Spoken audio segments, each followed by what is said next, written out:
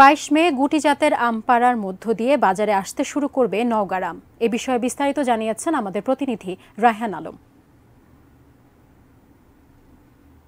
15 থেকে 20 জাতের দেশি বিদেশি সুমিষ্ট আম চাষ হয়। জেলা প্রশাসন, বাগান মালিক, কৃষি বিভাগ এবং ব্যবসায়ীদের বৈঠকের সিদ্ধান্ত অনুযায়ী আগামী 22শে মে গুটি আম পাড়ার মধ্য দিয়ে নওগাঁয় আম পাড়া শুরু হবে এবং আম বাজারে আসতে শুরু করবে।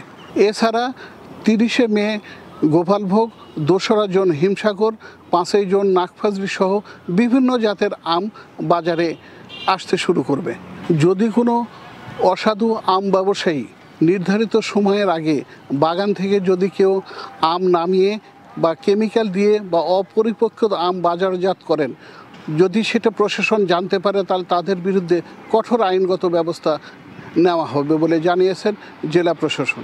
এছাড়াও তারা আরও জানিয়েছেন যে নির্ধারিত সময়ের পূর্বেই যদি কোনো বাগানে আম পেকে যায় বা তাপপ্রবাহ বা আবহাওয়ার কারণে আম যদি পেকে যায় তাহলে ইউনো এবং কৃষি বিভাগকে জানাতে হবে। তাহলে তারা বাগানে এসে সরজমিনে তদন্ত করে তারা আম পাড়ার তারিখ নির্ধারণ দিবে বলে জানিয়েছেন কৃষি বিভাগ।